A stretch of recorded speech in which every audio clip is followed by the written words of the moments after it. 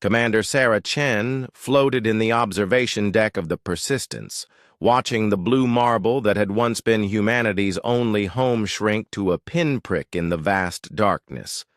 The hegemony had given them 72 hours to evacuate Earth, before the planet crackers arrived. They'd managed to save 8 billion souls across a hastily assembled fleet of ships that shouldn't have been space-worthy by any civilized standard. The aliens had expected panic. They'd expected humanity to beg for mercy, to offer tribute, to grovel for a few more years of existence on their condemned world. Instead, they'd gotten something else entirely.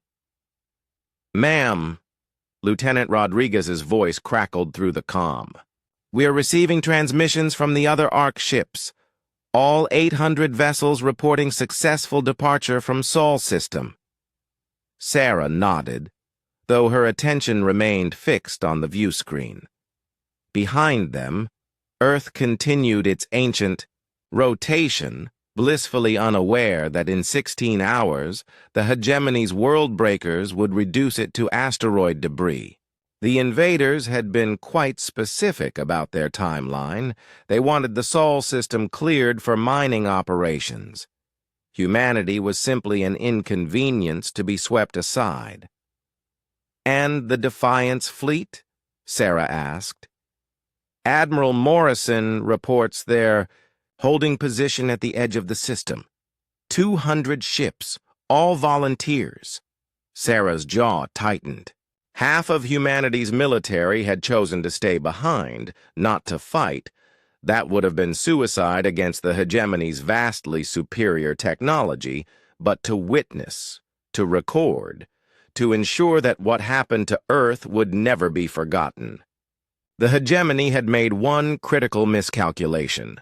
They'd assumed that losing their homeworld would break humanity's spirit, that forcing them to become refugees would eliminate them as any kind of threat. They'd studied human history, noting how civilizations collapsed when displaced from their ancestral lands. But they'd missed something crucial about humans. They thrived on adversity.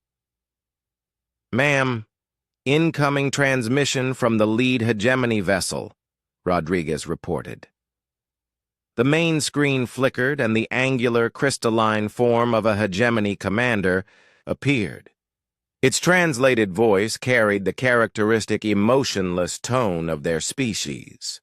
"Attention, human vessels. You have complied with evacuation orders. Your species cooperation has been noted. Proceed to designated refuge zones in the Kepler 442 system." Sarah activated the return channel. "This is Commander Chen of the Human Fleet. Message received. We have a response." The alien's multifaceted head tilted slightly, perhaps confusion, though human expressions were difficult to read on their physiology. "Response is unnecessary. Proceed to designated coordinates."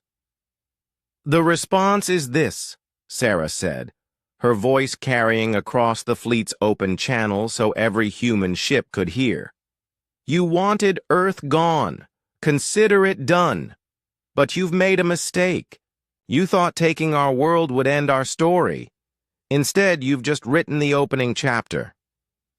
The hegemony commander's image wavered slightly. "Clarification required." Sarah smiled, a predatory expression that would have unsettled the alien had it understood human facial expressions. For 4 billion years, Earth shaped us, made us resilient, adaptable, endlessly curious. We conquered deserts, crossed oceans, climbed mountains, and reached for the stars because that's what our world taught us to do. But now you've taken away the one thing that was holding us back. Holding you back? Gravity, Sarah said simply. Not just the physical kind. The gravitational pull of home, the weight of tradition, of borders, of thinking small. You've cut us loose from all of that. 8 billion humans scattered across 800 ships, carrying nothing but our knowledge, our determination, and our absolute fury at what you've done. The alien remained silent. You see, there's something else you missed in your research, Sarah continued. Humans don't just adapt to new environments. We transform them, terraform them. We take dead worlds and make them bloom. And now, thanks to you, we have no choice but to spread across the galaxy like wildfire. She gestured to her tactical officer, who began transmitting a data package to the hegemony vessel. In that transmission, you'll find the coordinates and planned destinations of our Ark fleets. We're not hiding. We want you to know exactly where we're going. Kepler 442, that's just the beginning. We're also heading to Wolf 1061, TRAPPIST-1, Proxima Centauri, and 300 other systems you probably haven't even cataloged yet. The alien's form seemed to stiffen. The hegemony controls. The hegemony controls nothing, Sarah interrupted. You control trade routes, established colonies, civilized space. But there's a lot of universe out there that isn't civilized. Dead systems, rogue planets, asteroid fields rich with resources that no one bothers to claim because they're too much work to develop. She leaned forward. Humans like work. We excel at taking things that seem impossible and making them work. Anyway, you've just handed us the ultimate motivation and removed every constraint that kept us tied to one small corner of the galaxy. The transmission went silent for a long moment. When the alien spoke again, its tone had shifted subtly. You speak of expansion. The hegemony will monitor these systems. Please do, Sarah said. In 50 years, when we've established colonies, in 100 systems you've never heard of, when we've built industries in the void between stars, when we've become something you can't control or contain, I want you to remember this conversation. Remember that you chose this. She cut the transmission and turned to Rodriguez. Signal the fleet. Begin jump sequences to our assigned destinations. Ma'am, Rodriguez said quietly. What if they're right? What if we're just running?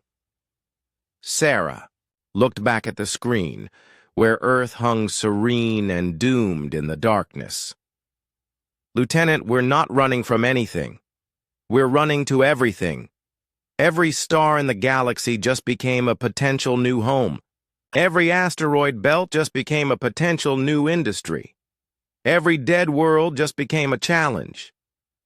She smiled again, thinking of the children already being born aboard the Ark ships.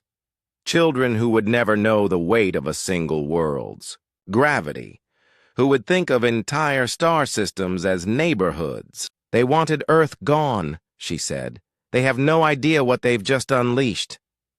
16 hours later, Earth died in a brilliant flash of destructive energy. But by then, 800 human ships were already spreading across the galaxy like seeds on a cosmic wind, carrying with them the most dangerous thing the hegemony could have imagined, a species with nothing left to lose and everywhere left to go. The age of human expansion had begun.